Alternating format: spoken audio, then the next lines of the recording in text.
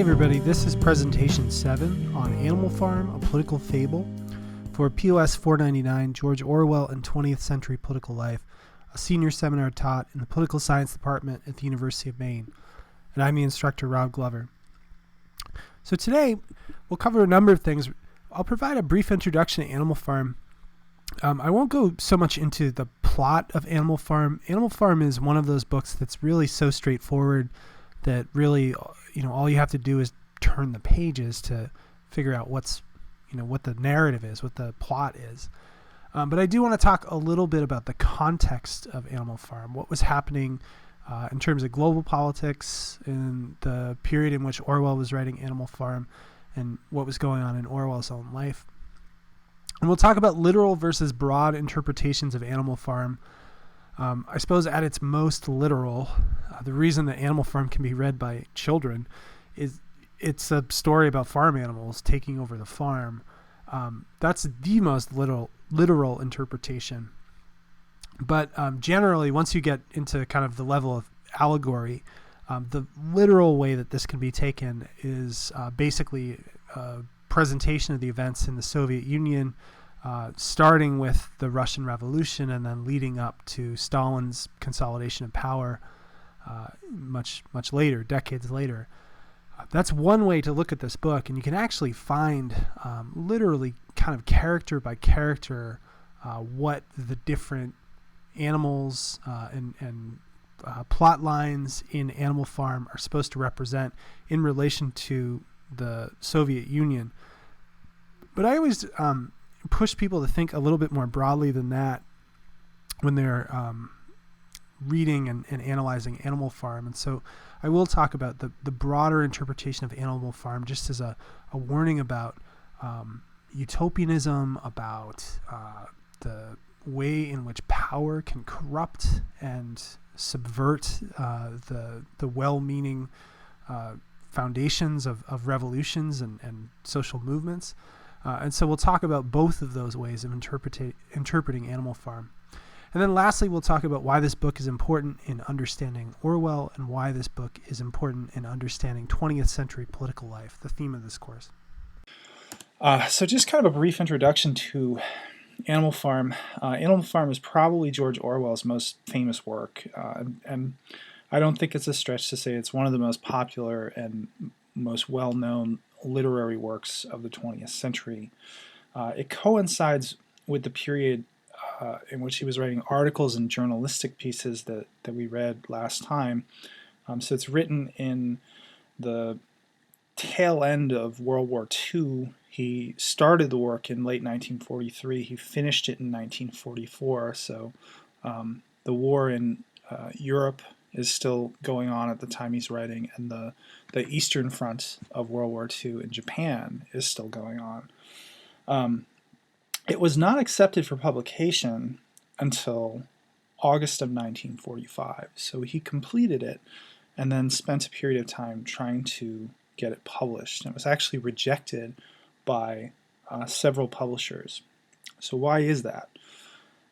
Well, the context is the work is deeply anti-Stalin, and it's so Joseph Stalin, the leader of the Soviet Union, is the reference point for a lot of the evil and terrible things that we see happening in Animal Farm.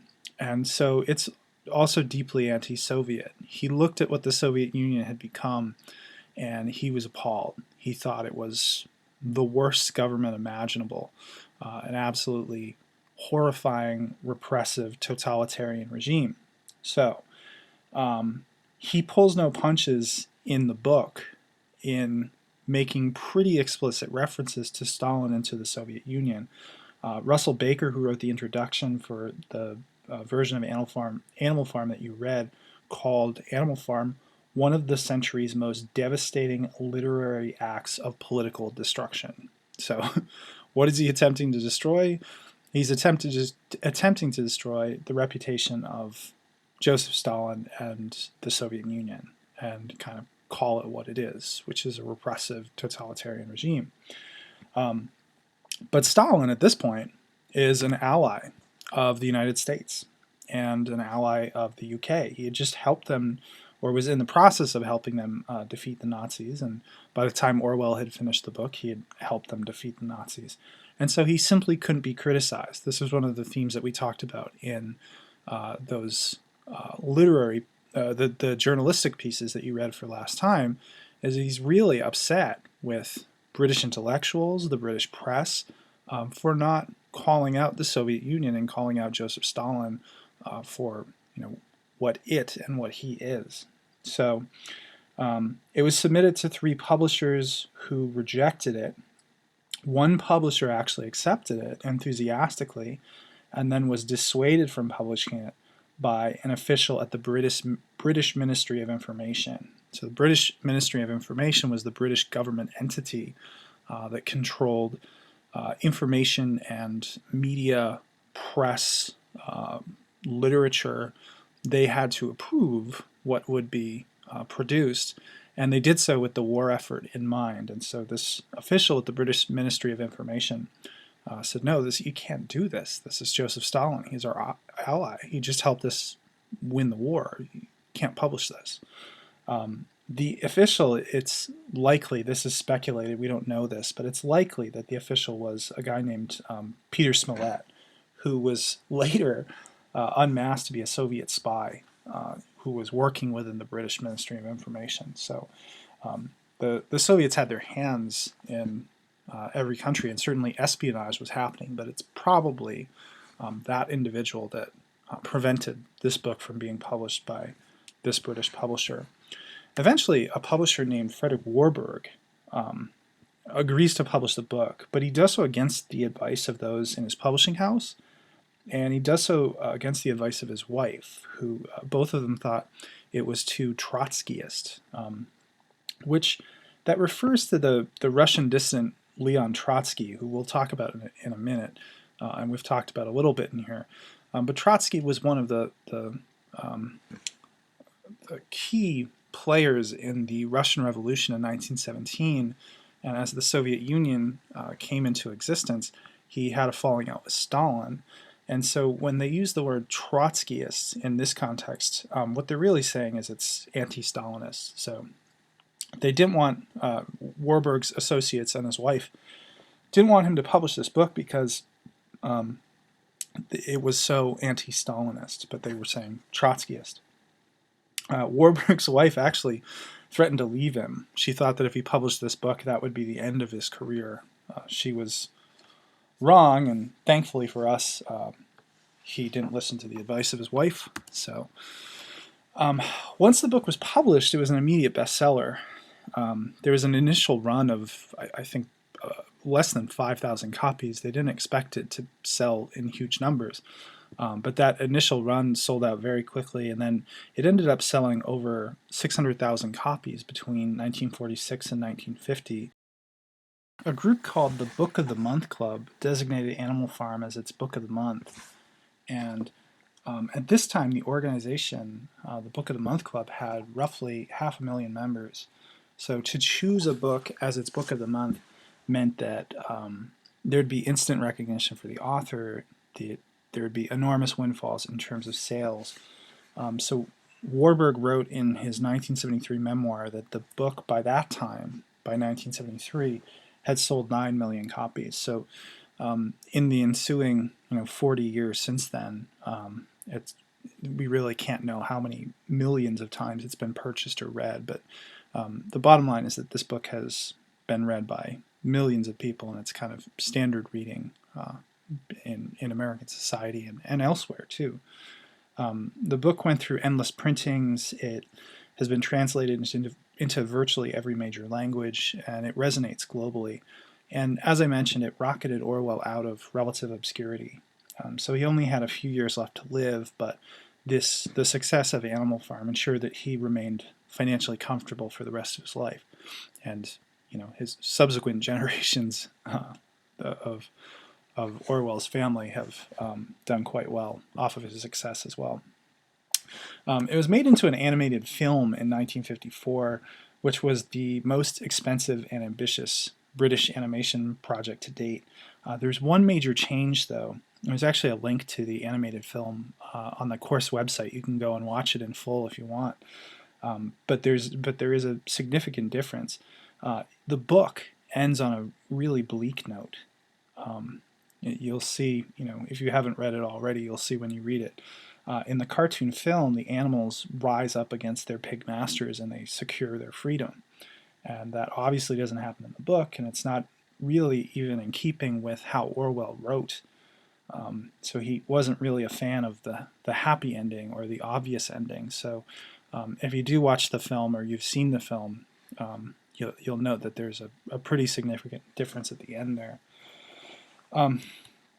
Orwell himself would never have foreseen any of this success. In a note to one publisher when he was submitting the book for consideration, he called it, quote, a little squib that might amuse you. And though the book was probably more simple than any other work he had written, he agonized over it. He called it at one point the only book that he really sweated over. I think that quote is probably from before he had completed 1984. That was a very challenging book for him to write as well. But just know that even though this is simple language, even though it reads sort of like a fairy tale, and Orwell called it a fairy tale, he calls it a fairy story, he spent a long time with the book, and it was really challenging for him to write. He actually had his wife Eileen help him with considerable sections of the book, providing commentary and feedback on it. And so it went through a number of different iterations, and he really agonized over it. The book is different in style than much of what he had written previously, and it enables aspects of Orwell's own personality to come to the forefront. We see unbridled anti-authoritarianism. The centralized power in Animal Farm corrupts everything that it touches, and so his political passion is on display.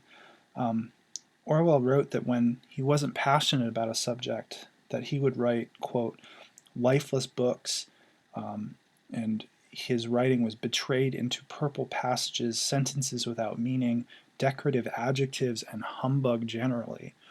So if he wasn't very excited or passionate about what he was writing, then it really didn't carry through in the quality of the prose in his eyes. But we see he's clearly passionate about what he's writing here. I mean, it's clear and it's precise, and it flows kind of effortlessly. We also see his humor because of how the book is set up. There's lots of very funny moments here. So, for instance, after the animals take over the farmhouse, the hams that are hanging in the kitchen are taken out for burial. I mean, that's a straight joke, which we don't often get from George Orwell. So we see glimpses of his humor that we don't necessarily see elsewhere. And we also get to see Orwell's childlike sensibilities.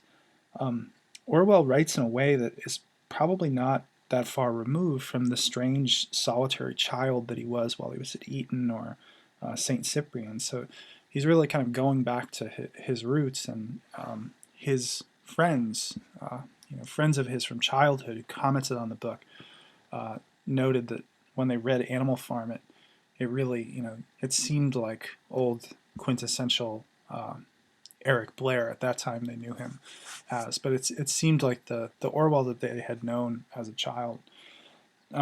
So bottom line is, it's a book that resonated with a lot of different audiences, and it's ultimately the one which propelled Orwell to literary fame on a global scale. So let's talk a little bit about the different ways that you could read Animal Farm.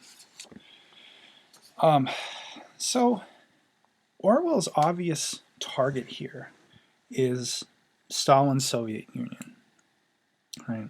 And so one way that you can read Animal Farm is as a direct commentary on the Russian Revolution, Stalin's rise to power as the leader of the Soviet Union, and the subsequent betrayal of the ideals that originally motivated the revolution.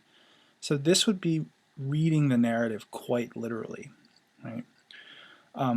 You can also read this as a more general critique, right? So yeah, obviously what's motivating him, what he's passionate about is the Soviet Union, but this is really a more general critique of the dangers of utopianism, holding up some ideal state that you think human beings can reach, and being willing to tolerate, certain sacrifices and suffering to reach that utopia. So it could be about the dangers of utopia. It could be about the dangers of ignoring the centralization of power, the dangers of putting power into the hands of a narrow elite. In Orwell's eyes, that will almost inevitably end up badly. And in reality, Orwell probably intended this story as both a literal comment on Stalin's Soviet Union and a more general statement about the dangers of power being centralized in the hands of too few people with too much potential and temptation for corruption and abuse. Right? So he probably meant it as both. He hated Stalin. He hated Soviet-style communism, particularly after what he'd experienced in Spain in 1936 and 1937.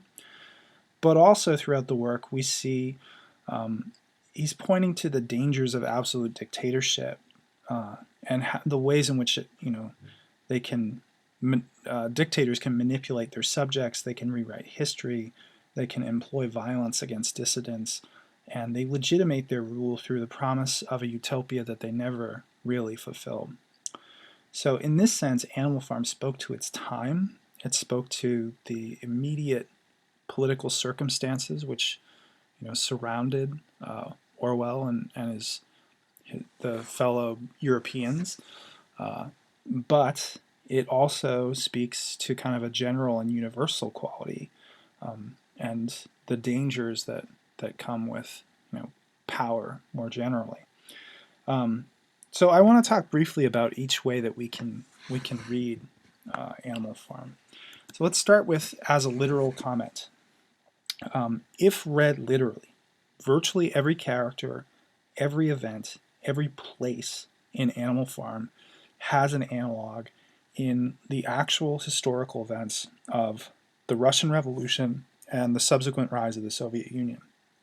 So, and this is true. I mean, you can go on the internet and there are whole websites that go through every single character, seemingly minor characters, seemingly minor events in the story, and they trace it back to some individual, some set of events, some place between 1917, when the Russian Revolution happened, and 1945, at the time Orwell was writing. So literally, pretty much every character can be traced to something, someone, some event that actually existed in the history of the Soviet Union. So I'll briefly run through some of these, right? But the farmer at the outset of Animal Farm is a brutal dictator. Hurts his livestock and doesn't treat them well, and is eventually overthrown. This is clearly meant to represent Tsar Nicholas II.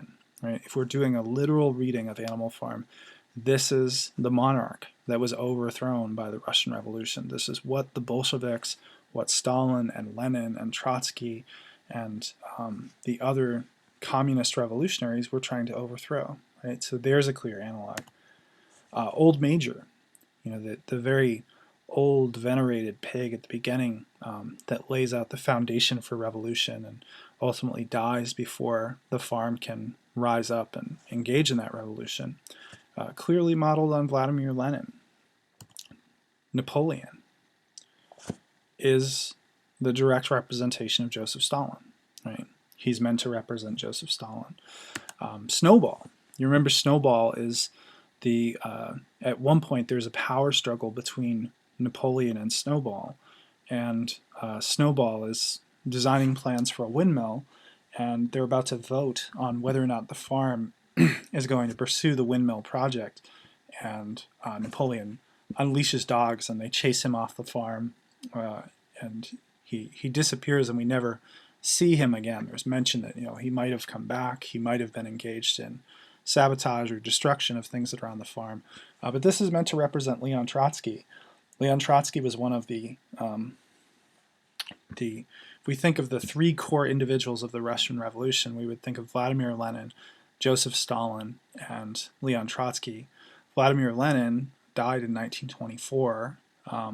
But that left Joseph Stalin and Leon Trotsky to have this kind of intense power struggle, and ultimately Leon Trotsky is deported from the Soviet Union, and because he had had this power struggle with Stalin, and Stalin kind of edged him out. He would later be assassinated. He went to Mexico City and he lived in exile, but he was assassinated, I believe, in 1940. So even in Mexico, Stalin had enough reach that he could track him down, and he had him killed. He was killed with an ice pick or a pickaxe. It was really a brutal attack on Leon Trotsky. So clearly Snowball was meant to represent Leon Trotsky. Squealer, you remember Squealer is the pig that is kind of the mouthpiece for the regime. That's meant to represent the propaganda wing of the Soviet Union. If you do a Google search for Soviet propaganda, you'll find all sorts of art and representations of the greatness of the Soviet Union. And Squealer is meant to represent that all-encompassing effort at propaganda and controlling the image and the representation of the Soviet Union. Here he's trying to represent the position of the pigs, and to very skillfully utilize rhetoric and persuasion to convince the other animals as they start to make very subtle changes in the power structure and the hierarchy that exists at Animal Farm, that this is not a power grab, and this is not something that is being done by the pigs for their own gain, when in fact we can read this as intelligent observers and say, yeah, that's exactly what's happening, right? So Squealer is engaged in manipulation. Moses the Raven, now we're kind of moving into more obscure characters, and I won't go through all of them, but Moses the Raven is mentioned a few times in Animal Farm. Moses the Raven will show up periodically. He doesn't really engage in any work or sacrifice, and he's viewed as problematic because he talks to the animals about something called Sugar Candy Mountain, this magical place that they go after they die, and they don't want for anything, and there's luxury and all sorts of good food and rest, and they don't have to work very hard. This is meant to represent the Russian Orthodox Church. Sugar Candy Mountain is just Orwell's version of heaven, and the Soviet Union initially took a very hard line towards the Russian Orthodox Church. They viewed what the Orthodox Church was saying as damaging to the revolutionary cause, because workers would be willing to tolerate injustice in their lifetime with the hope that they would get to heaven, right? And so their suffering in life would pay off through reward in the afterlife. And the Soviet leadership, the Bolsheviks, initially thought that that was something that was damaging to the revolutionary cause. We see in the book Animal Farm, eventually Moses the Raven comes back, and when conditions become bad enough and the revolution has already happened on Animal Farm, Moses the Raven comes back and starts talking about Sugar Candy Mountain again, and some of the animals begin to follow him because Sugar Candy Mountain starts to sound really nice when your life is one of suffering and hard work. So that's a clear representation. Boxer the horse, whose slogan is, "I will work harder, Napoleon is always right," not very bright, doesn't question things that are going on, easily manipulated, easily misled, but a very, very, very hard worker. And the whole enterprise depends on his ability to work with the strength of 3 horses, not a single horse. It's generally thought that Boxer is a representation for the Russian working class, who suffered tremendously under the initial years of the Soviet Union. The dogs. Remember, at a certain point, Napoleon unveils these dogs, these brutal, snarling, bloodthirsty dogs, and they end up chasing Snowball off of Animal Farm. That's clearly a reference to the forms of Soviet secret police and Soviet kind of domestic authority agencies. There would be the secret police, there would also be domestic surveillance, or a whole range of state security agencies that existed in the Soviet Union. But the bottom line is that they created an apparatus to secure the leadership and the Communist Party, and it was feared by the people and could be very violent and very brutal. That's what the dogs are supposed to represent. I could go on.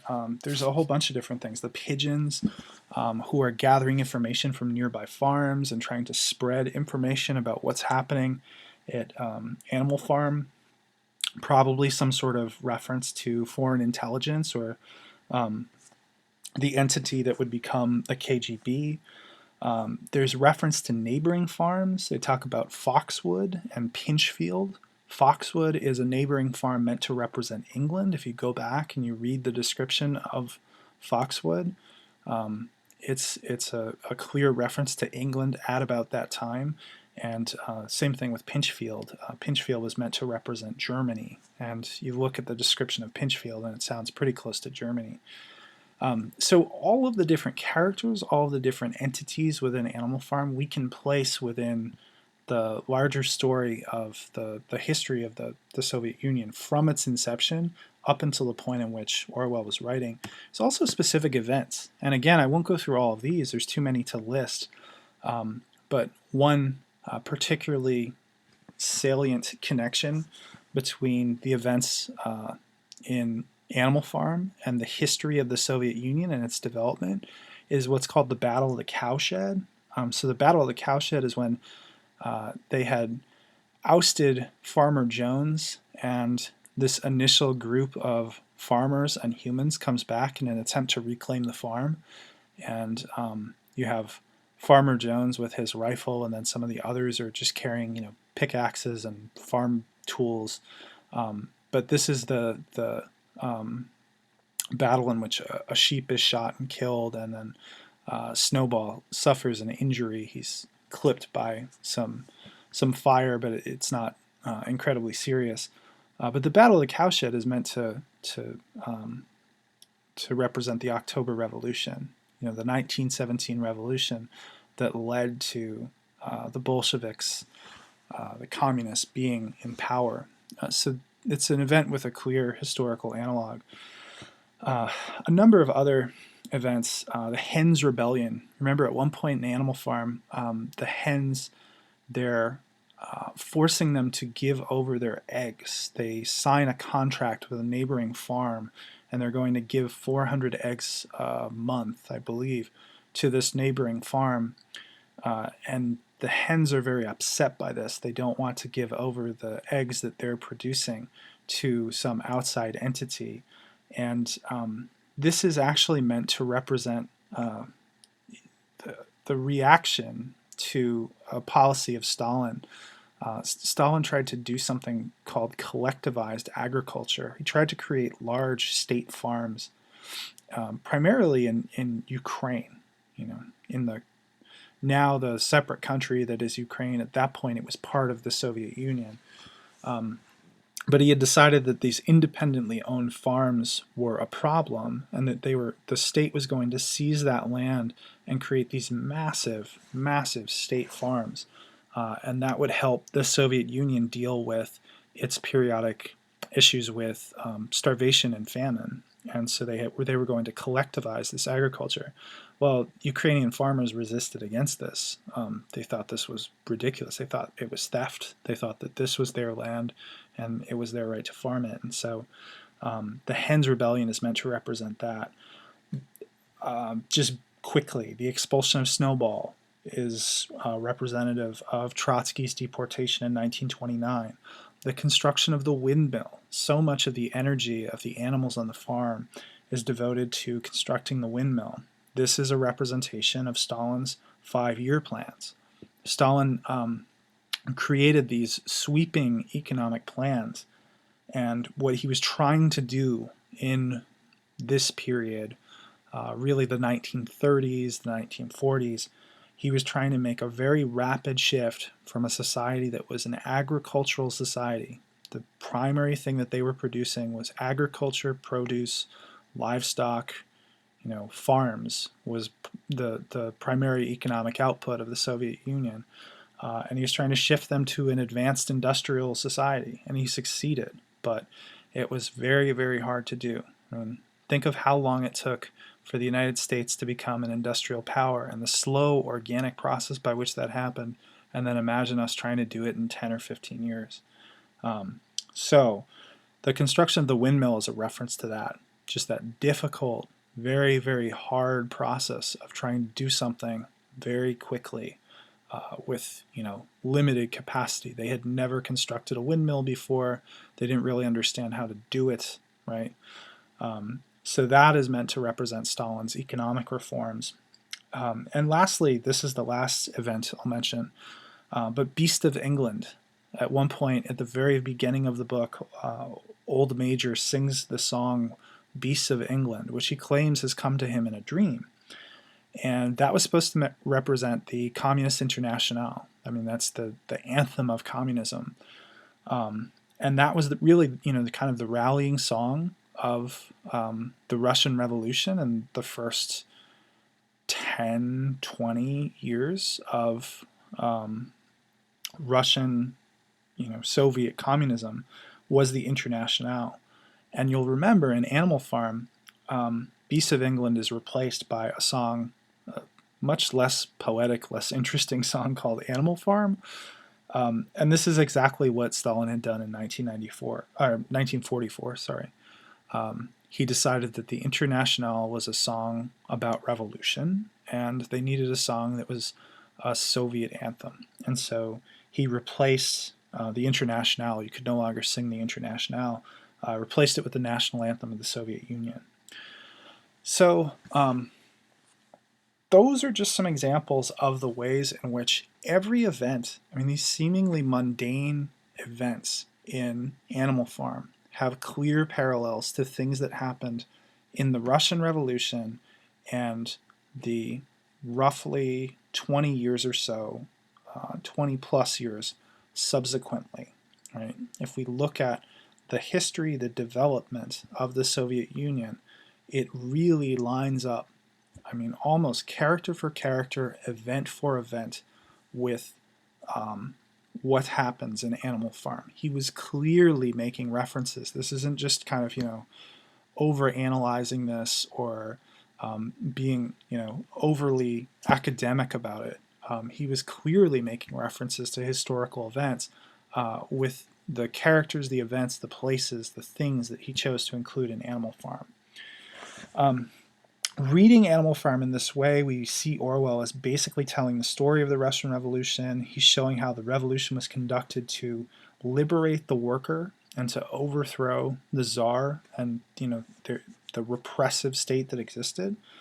But it ends up, in Orwell's eyes, the Russian Revolution and the development of the Soviet Union ends up incrementally morphing into something that is just as, perhaps more oppressive than the regime that it replaced. We see the laws, the 7 commandments of Animal Farm, systematically amended so as to give the pigs more power. So justice and even historical truth become whatever the pigs say that they are. And Snowball is written out of the uprising against Farmer Jones in a way similar to Stalin writing Trotsky out of the revolution. That's ultimately what happened, is Trotsky, runs afoul of Joseph Stalin, and they get into this power struggle. He's eventually deported, and despite the fact that this was a hero of the Russian Revolution, he's written out of its history. He ends up, literally just not even, according to Soviet history, not even being a part of those events.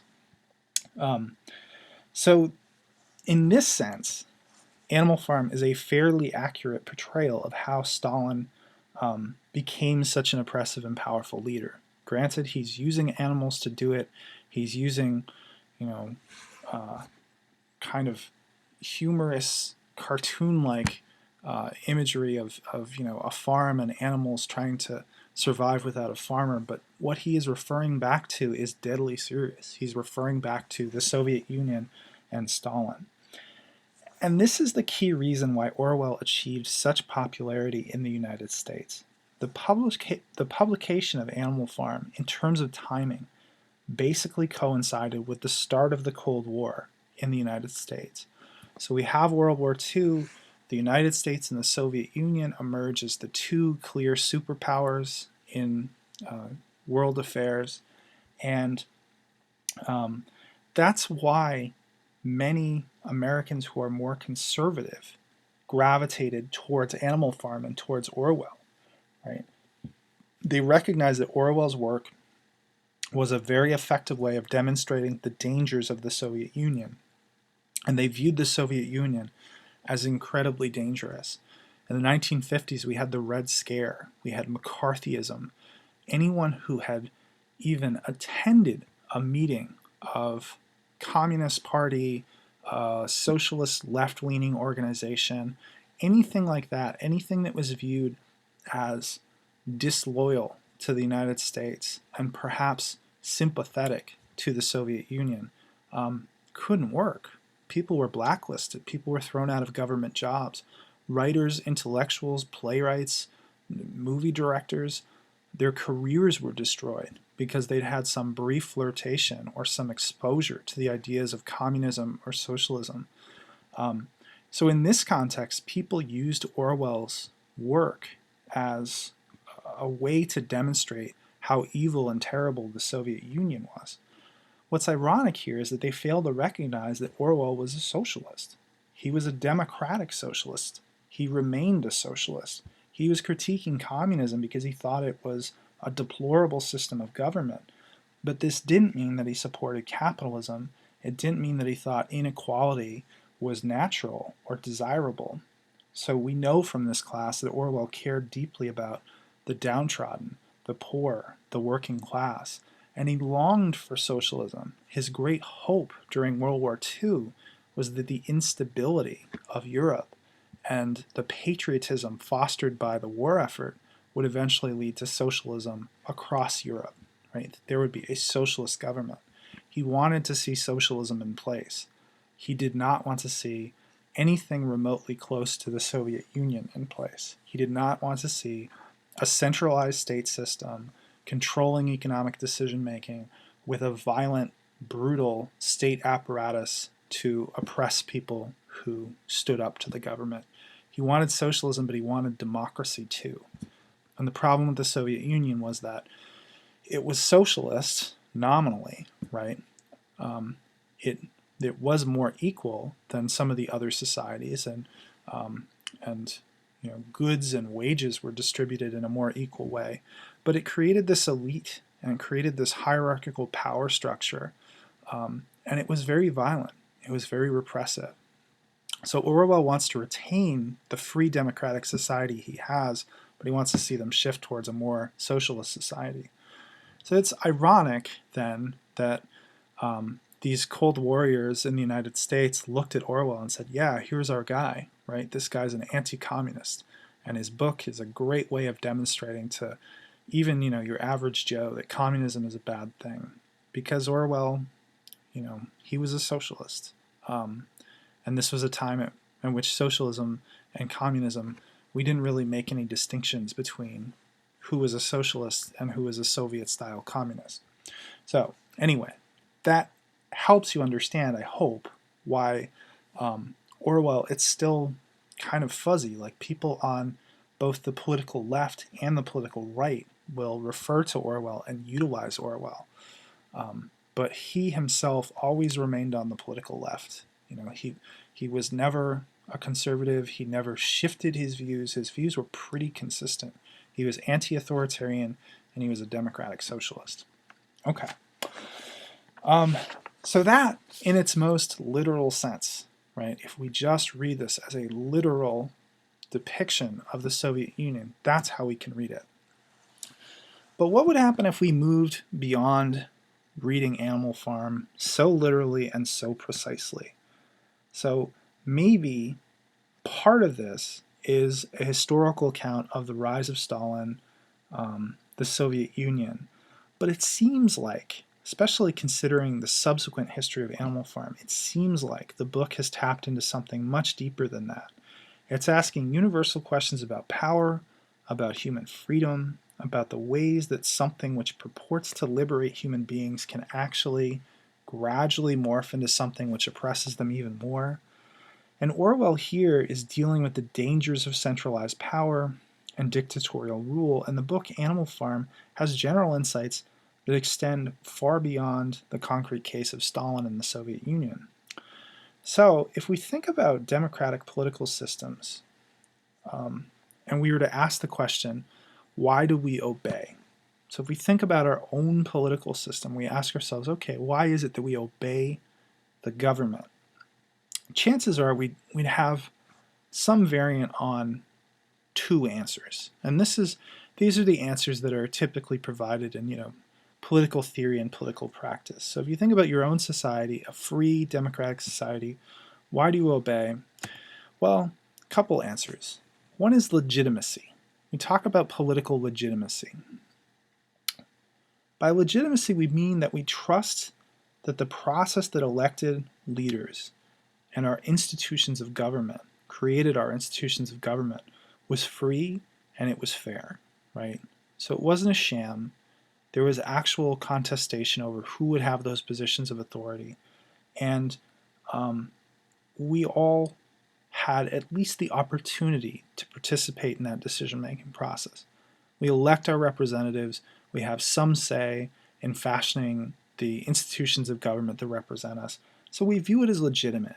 Even if we don't like the person that's in office, we respect the legitimacy of the office, right? That's not something to be taken for granted. A lot of countries don't have that, right? So, this presidential election coming up, say, you're a Republican and a Democrat is elected, chances are you're going to accept that. You're not going to be happy with the outcome, but you would not dispute that the outcome was legitimate. If you did not think that the outcome was legitimate, then really that's where governments run into trouble, right?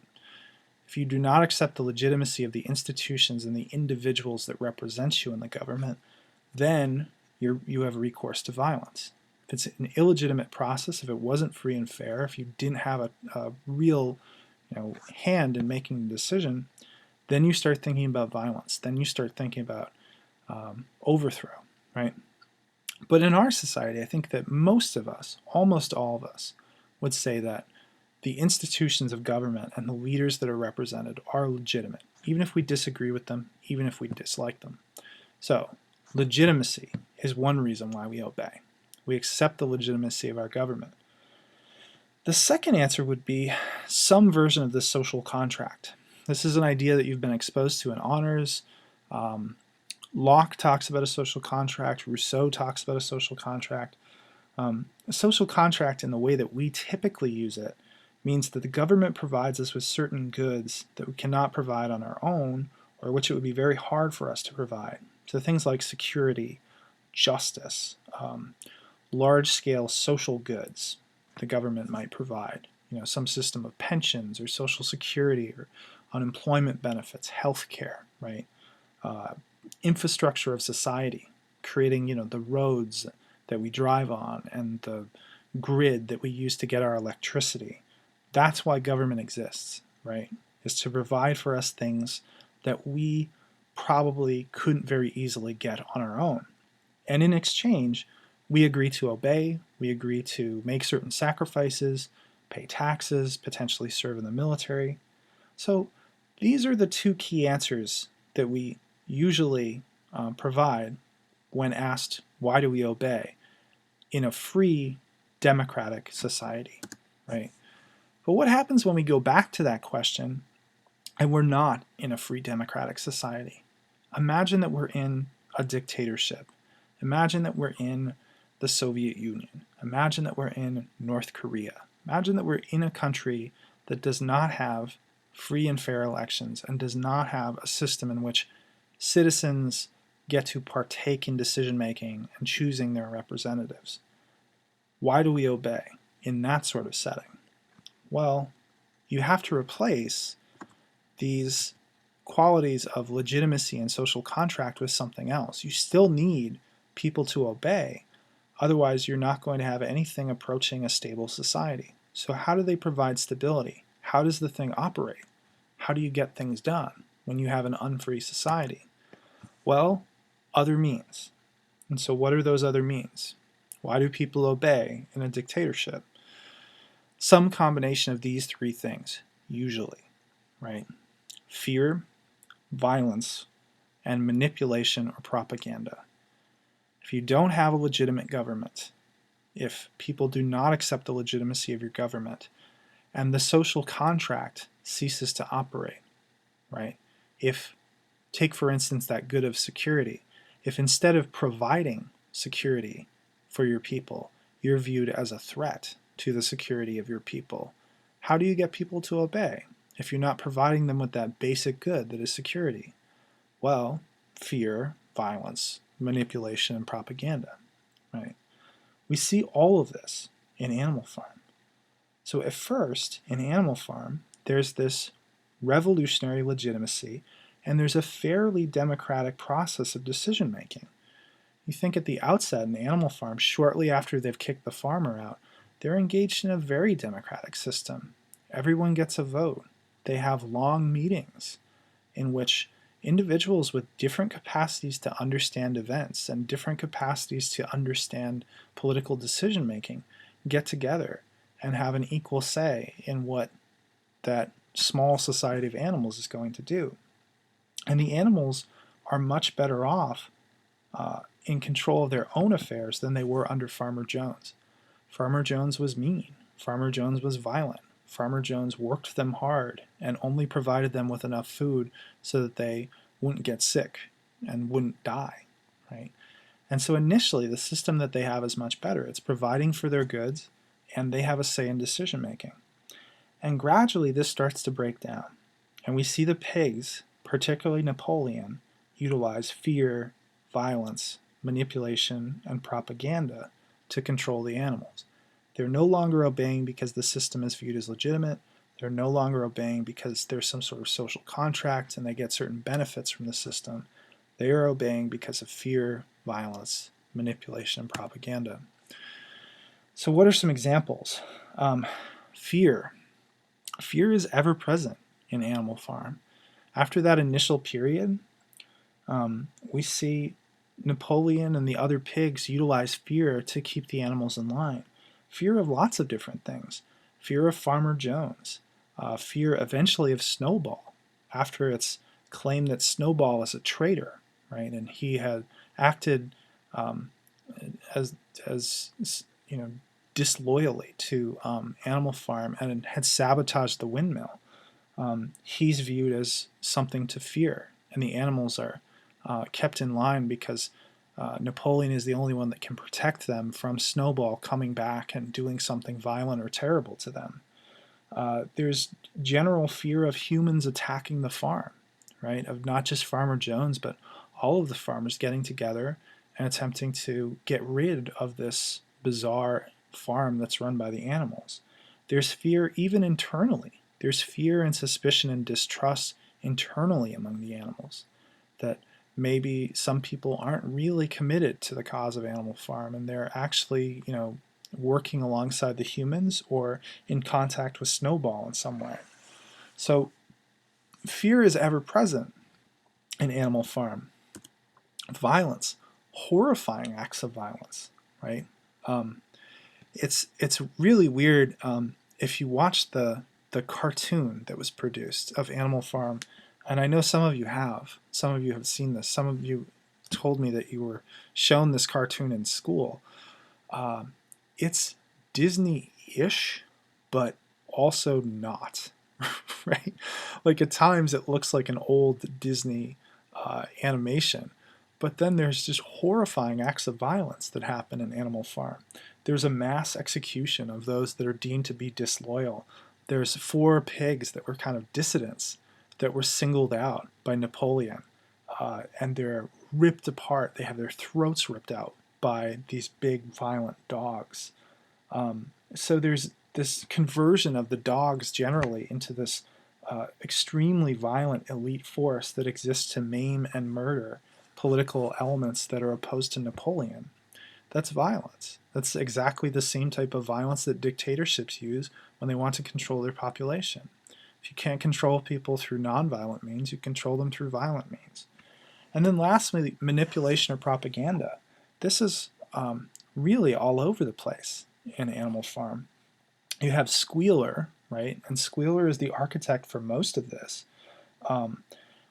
Just subtly rewriting their system of justice, right? They have their 7 commandments that all of them end up being rewritten. They claim to have discovered evidence that contradicts the history that the animals have actually observed and participated in. There's a whole rewriting of the Battle of the Cowshed where Snowball goes from being recognized as a hero, given a medal that they created for the occasion, to being at first a coward, right? At first they say that he didn't fight in the way that he's typically remembered fighting. And then the story eventually morphs into he wasn't fighting on the side of the animals, he was fighting alongside the humans, right? Which is completely counter to the events that we read earlier in the book. So they completely rewrite his story through just subtle manipulation of the facts and just repeating over and over again a certain story, which the animals basically accept, right? This happens in other subtle ways too. There's one character, a pig named Minimus, and Minimus is meant to represent the ways in which art and music and theater and all of the kind of the creative arts get employed for the purposes of propaganda. And so Minimus engages in some of this too. It's Minimus that ends up writing the new song, the new anthem that replaces Beasts of England. Minimus is the one that writes Animal Farm. So there's lots of manipulation, there's lots of propaganda being utilized. And this is similar to the methods that dictatorship or some type of regime would use if they didn't have recourse to the truth and legitimacy and some form of social contract. They would lie and manipulate their political subjects. So in the absence of actual legitimate support, the pigs in Animal Farm create a false consensus and a unity. But it's based around fear, it's based around violence, it's based around an utter disregard for truth and justice and the actual events of history. This obviously applies to the Soviet Union, right? But you could take that model and utilize it to analyze virtually any other heinous dictatorship in the world, and you'll find most of the same pieces are there. So in that sense, Orwell's given us a fable that acts as an accessible and fairly universal model of understanding how something which purports to liberate individuals ends up morphing into the total opposite. And the USSR wasn't the last instance of this happening. If we look at the subsequent history of the 20th century, we see endless coups and revolts and overthrows, and they often followed this model. We'd have an overthrow of some brutal dictator, right, and take over by a new force or a new leader with promises of prosperity and safety and equality and dignity, but gradually, and sometimes rapidly, this would decay into something worse than the regime it replaced, right? So the reason that Orwell's story resonates so universally is not simply that it does such a good job of telling us what happened in the Soviet Union, but any number of other cases it can be applied to. It's a universal story of how, to quote Lord Acton, power corrupts and absolute power corrupts absolutely. And in my original version of Animal Farm, that quote from Lord Acton is reproduced. Right? It may very well be in yours too. I don't think it is. But that's a very famous quote, that power corrupts and absolute power corrupts absolutely. And that lesson extends beyond the Soviet Union to lots of other governments, lots of other regimes. So let's talk a little bit about why this text is important. I mean, the book Animal Farm is obviously important because it's just so well known, right? And so People think of Orwell and they usually identify him with either Animal Farm or 1984. If you asked, person on the street to name a book by George Orwell, it would be one of those two. And so we can ask a couple questions kind of in relation to that. One is whether or not Animal Farm is maybe Orwell's masterwork. Orwell's Animal Farm was initially met with mixed reviews, but over time it has become known as really a master example of political writing. It's compared alongside works by Voltaire or Jonathan Swift, and it has become pretty quickly one of the most important political writings of Western civilization. So something to think about as you read Animal Farm and you think about Animal Farm is whether or not this is his masterwork.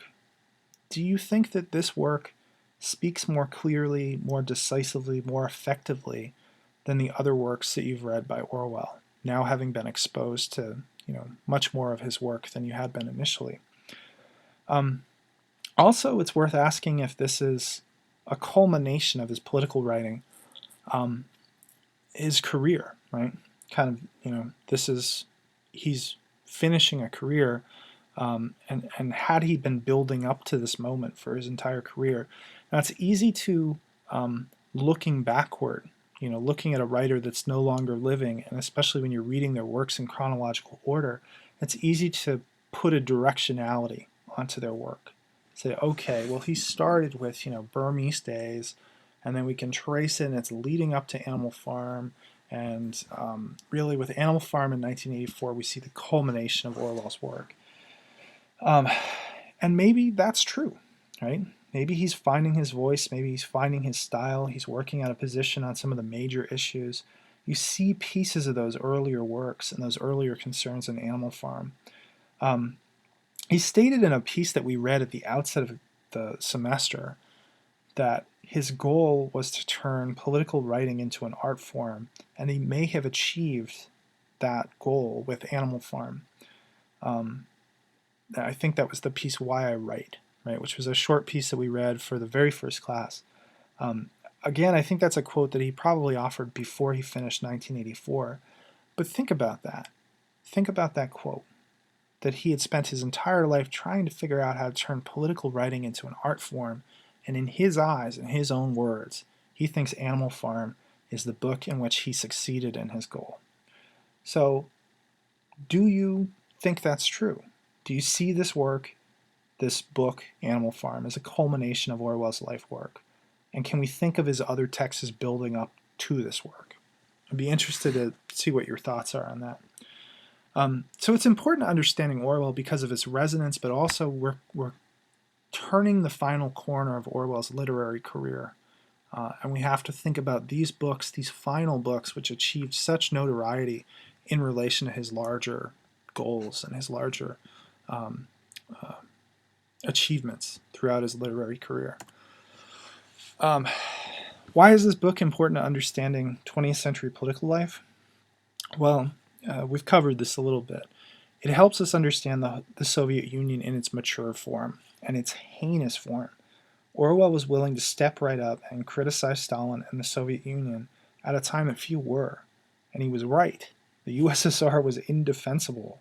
It was atrocious. It was doomed to failure because of its hideous violence and the fear and manipulation that it needed to propagate in order to keep itself afloat. But at the time, there were so few that were willing to say that. So the preface to your book says that Orwell was a man who insisted on the truth even when the truth was inconvenient. And we now know that phrase, inconvenient truth, in relation to climate change, right? You think inconvenient truth and you think of Al Gore and climate change and, his desire to put forth this inconvenient truth that we are ignoring perhaps at our own peril, right? Whether or not the human race will survive depends on whether or not we confront climate change and do so in a meaningful way. But here, Orwell's speaking inconvenient truths in relation to communism, in relation to the Soviet Union, and he's doing so at a time that very few are willing to speak those inconvenient truths, right?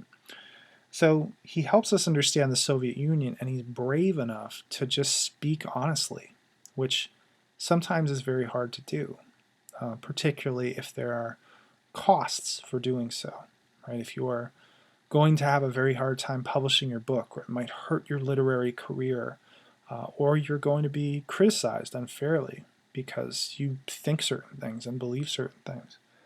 But beyond simply the Soviet Union, this work speaks to so much that happened politically in the latter half of the 20th century.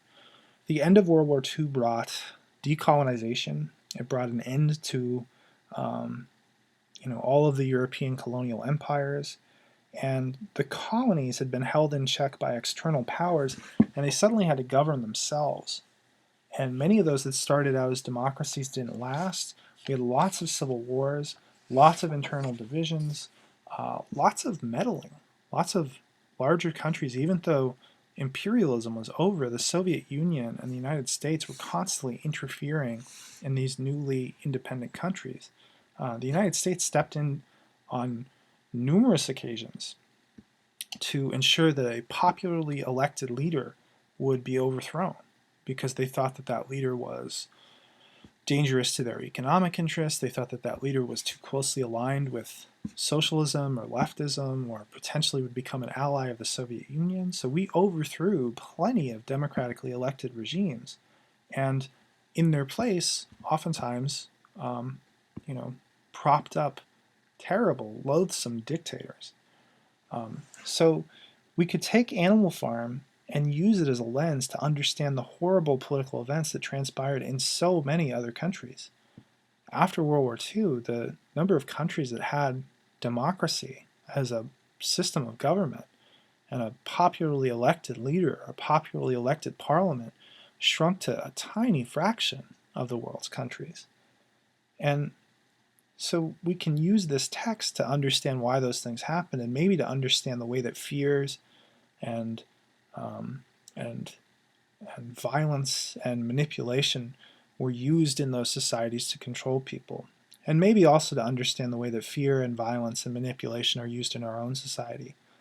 That maybe we're giving up freedom and centralizing power in really dangerous ways in our own society.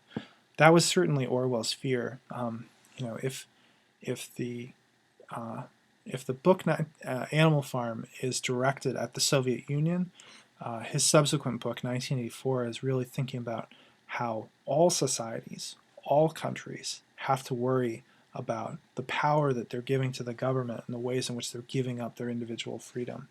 So maybe Animal Farm can help us think about that too, think about our own societies. So I'll wrap up there. We only spend 1 week on Animal Farm, but I think a lot of the themes that come up in Animal Farm carry over into 1984, and we do spend 2 weeks with 1984 because it's just it's a more complex and more sophisticated book. There are reading questions on Animal Farm to help you focus in on what is important. A number of things that I want you to look for in Animal Farm. And in particular, I encourage you, if you've read Animal Farm before, think about whether it seemed different to you this time around. So you're reading it at a different point in your life. You're reading it in the context of different political events, probably, unless you've read it very recently. And you're also reading it with the added knowledge of having read numerous works by George Orwell this semester. So you've been building up to Animal Farm and 1984. So does it seem different? Knowing something about Orwell the man and knowing something about the context in which he's writing, do you read it in a new and different way? So I'm really looking forward to reading Animal Farm with you again and discussing Animal Farm. I think there's lots of thought-provoking questions to take up, and so we'll take those up next class. Thanks.